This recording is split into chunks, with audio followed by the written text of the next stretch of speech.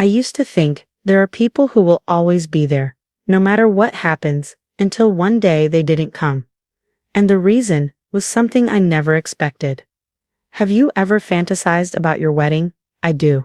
Since I was a 13-year-old girl, I've pictured that day, soft yellow light filtering through the white flower-covered arches, soft music playing, and at the end of the road was my father, holding my hand and leading me towards the man of my life. My mother stood waiting at the end of the aisle, quickly wiped away her tears, and whispered softly, "You are very beautiful." I'm sure of one thing that day. Everyone I love the most will be present, without even being invited. Why?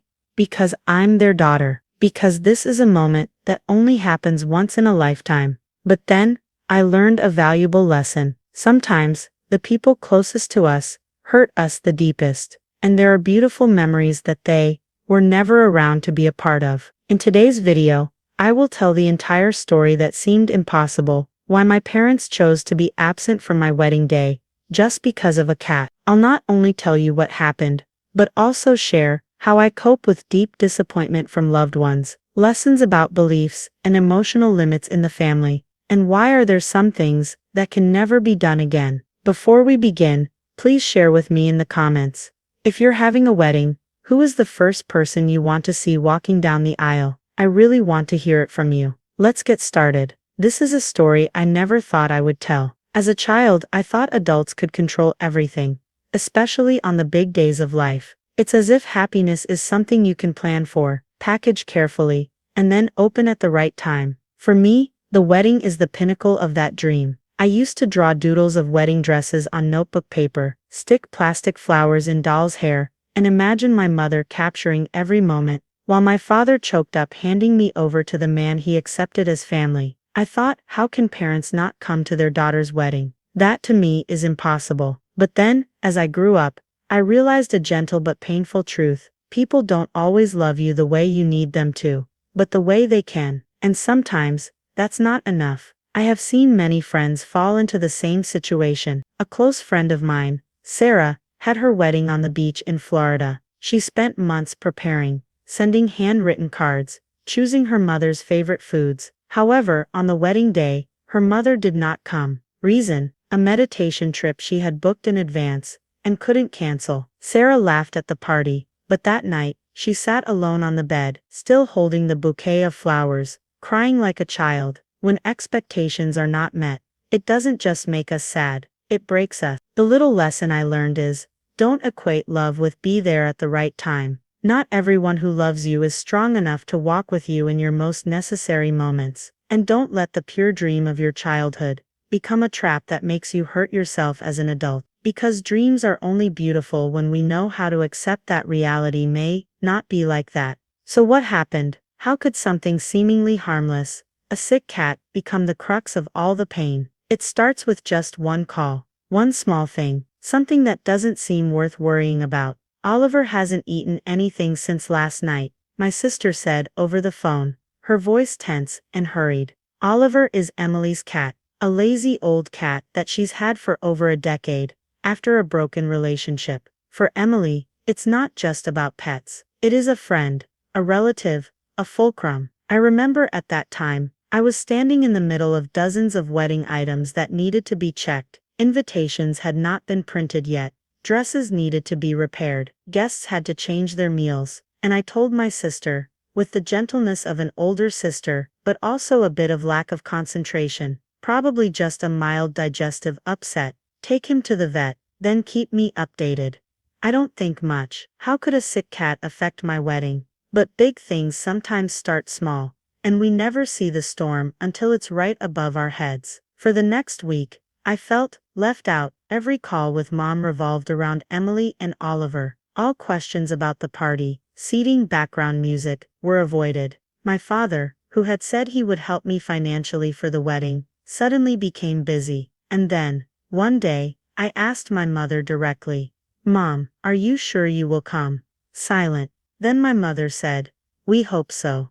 Hope, such a light word, but enough to make my heart heavy. From a small problem, everything slipped out of control. I started to worry, panic, then get angry, not because of a cat, but because all the signs are that your loved one is slowly withdrawing from your life, and there's nothing you can do. The little lesson I learned is sometimes the problem is not in big or small things, but in other people's ways react to you in those moments, what they prioritize, and where they put you on that list. And then something I couldn't believe happened. Just a few days before my wedding, I was forced to face the question I thought I'd never have to ask.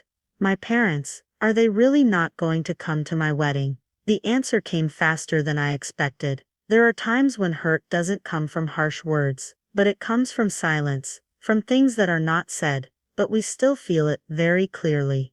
A few days before the wedding, I called my mother again. I don't beat around the bush anymore. My voice at that time was determined, but still full of hope. I need to know for sure. Are Mom and Dad coming? On the other end of the line, I heard a long breath. Then my mother said softly, Emily's not fine. Oliver's worse. He's not eating. He's not moving at all. You know how sensitive she is. Dad and Mom don't feel safe leaving him alone. I fell silent. I don't know what hurts more. The fact that Mom said she wouldn't come, or the fact that she never intended to come in the first place, just trying to delay the truth. I know Emily is an emotional person. I know Oliver is a great source of comfort in your life, but it's a cat, and this is their daughter's wedding. There were no accidents. There is no urgency. It's just them. It didn't feel right to leave. In that moment, I understood that I was not a priority. It's not because I'm not loved, but because I didn't get to choose first.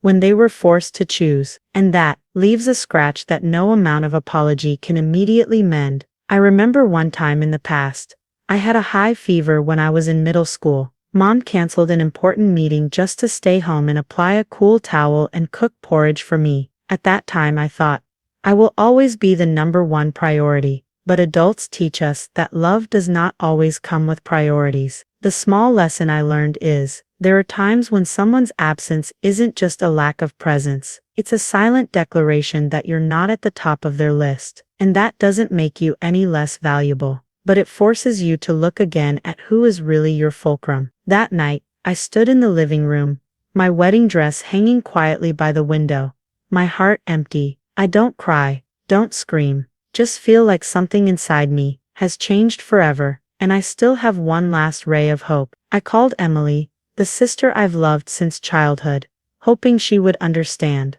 But what I received made me no longer able to hold on to my dream. Trust is not always broken in a moment. Sometimes, it cracks gradually, little by little. By the time you look back, it is no longer intact. After the call from my mother, I still tried to believe that things could change, that at the last minute, they will appear, that a parent's love for their child is still strong enough to overcome even a tired cat. But then each day passes like slices. I sent a guest list update. They didn't respond. I asked my father about the part of the budget he had promised to support. He said he hadn't calculated it yet. I messaged the family group, sharing photos of trying on wedding dresses. No one responded. No one said, "Congratulations, baby." No one asked, "Are you nervous?" Everything, silent. As a child, I thought betrayal was something obvious, a stab in the back, a white lie. But as I grow older, I realize that betrayal sometimes comes through indifference. It's not because people hate you, but because they don't value you enough when you need them the most. I remember one time in college, I used to have a close friend named Rachel. We do everything together, study in groups, go out to eat, share every little thing. But on the day I presented my thesis, a day I invited her to cheer, she didn't come. No message, no explanation. A few days later, she just said, "I overslept." No anger, no bitterness. But from then on, I no longer trusted her, not because of one sleepover, but because I realized, to her I'm not important enough to set an alarm. The little lesson I keep is trust is not lost in an explosion. It leaks like a pot with a hole in its bottom, drop by drop, until you're exhausted from trying to believe anymore. And when you reach that limit, even if the other person comes back, you can't love them the same way anymore. A few days before the wedding, I called Emily one last time. I told her, not in a reproachful tone, but in the voice of a sister, trying to hold on to the last thread connecting her to her family. "Honey, I want you to come. Can you let someone take care of Oliver for one day? Just one day. On the other end of the line, silence. Then she said, so softly that she was almost whispering, I can't. It needs me. I get it, but I'm also broken. Because when someone says he needs you, what they aren't saying is, and I don't. And here I know, the wedding will take place without them. But none of us knew that that day, even though it was complete in this way, something very big would forever be missing. That morning, the sky was strangely clear. The sun gently spread on each tree branch. The wind was gentle enough not to mess up my hair, and the wedding dress fit perfectly. Everything went exactly as planned. The music plays at the right tempo. My friends came in full force. My husband's family gave warm looks and tight hugs. I smiled. I said thank you. I took pictures with each person. But in my heart, there is a void. No one saw, but I feel it very clearly. When a guest said, today's bride is so radiant, I just want to ask again.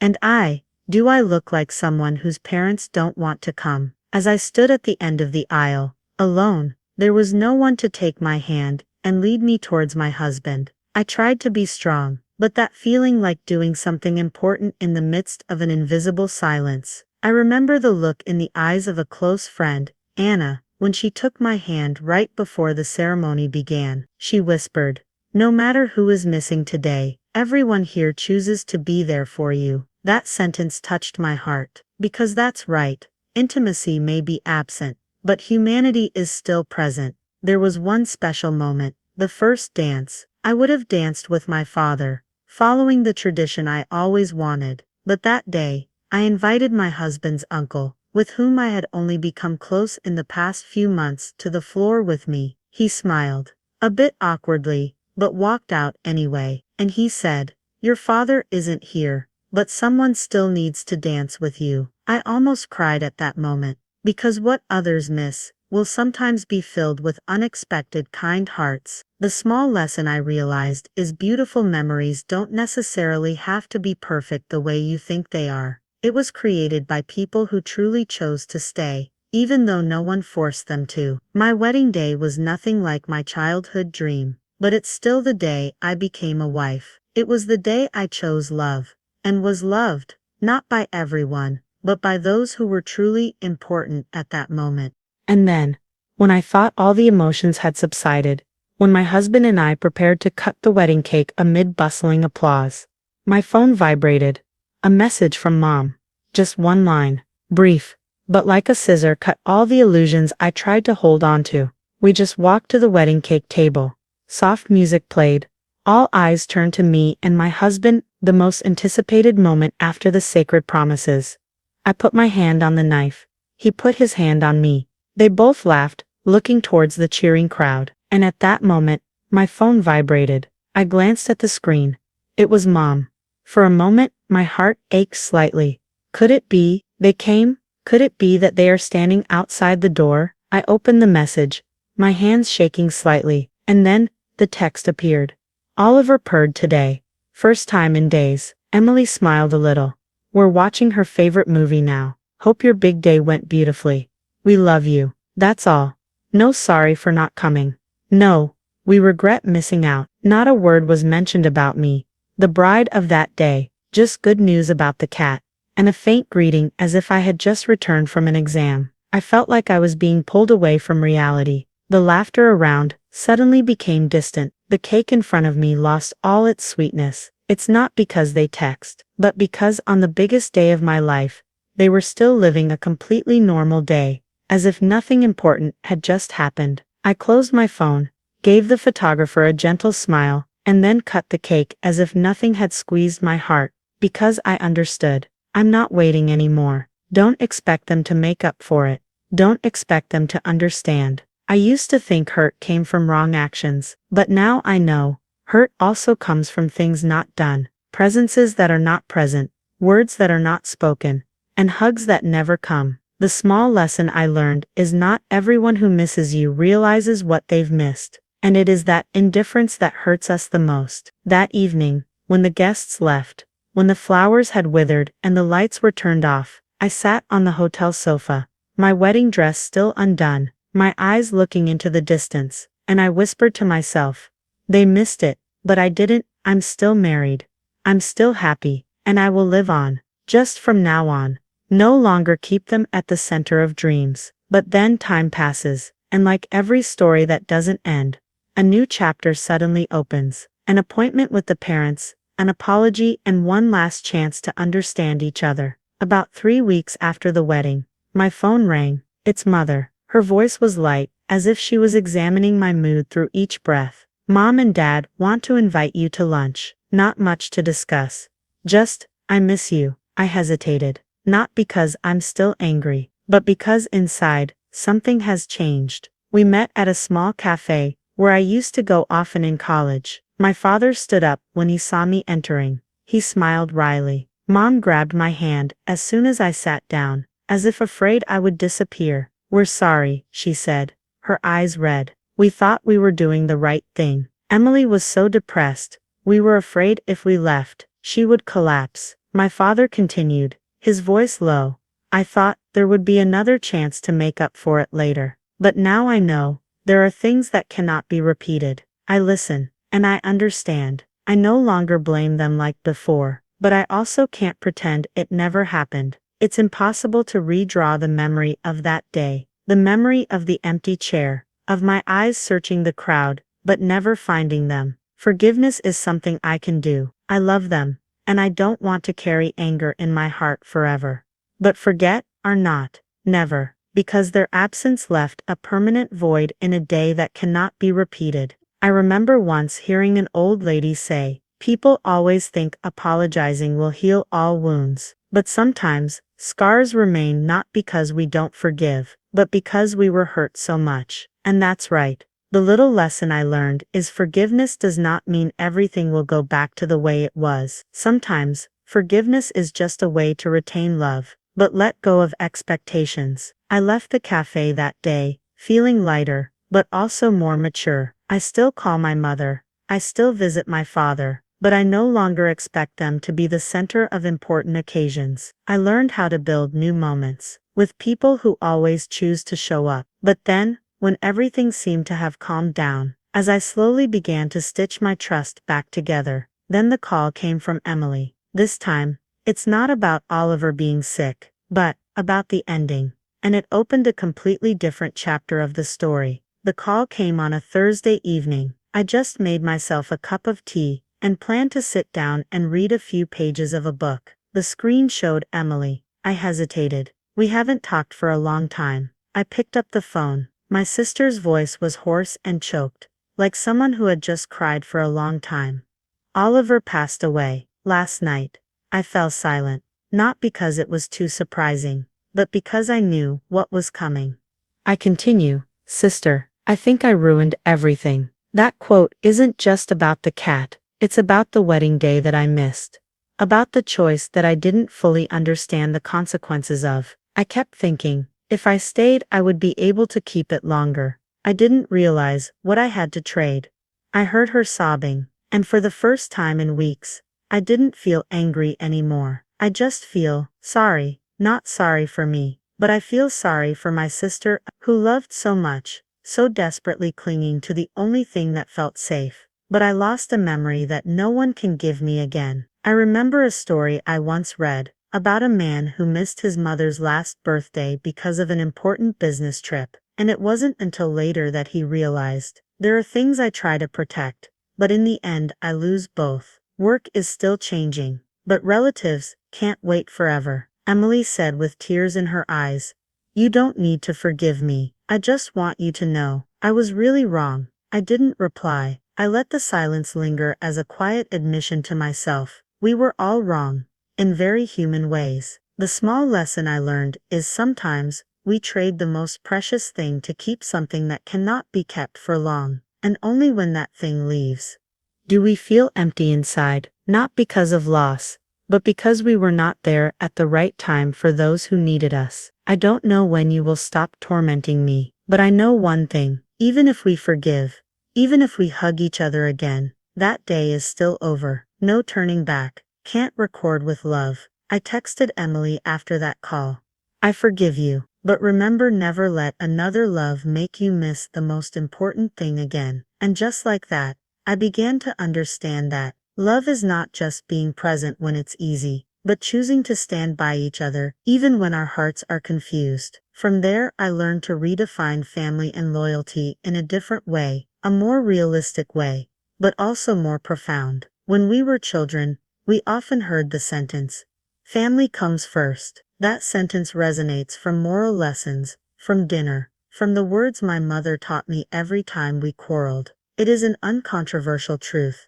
Just like the sun will rise tomorrow morning, or our mother will always be by our side when we cry. And in the heart of a child, family first synonymous with always present, always choose each other. But then we grow up, and we discovered something somewhat sour. Our loved ones may not choose us, even in the moments we need them most. After the wedding, after the apology, after the tears and the belated text messages, I started to wonder, is the saying family is number one still true, or do we need to redefine it as adults? With me, family first now, it is no longer a name of blood, but a purposeful presence. People who choose to be there, not because of duty, not because they are bound, but because they truly want to accompany. I look back at my wedding day. My parents weren't there, but my best friend, who had flown across the state to attend a small birthday party, came bringing a smile and warm eyes. My husband's grandmother, who had only met me a few times, held my hand and whispered,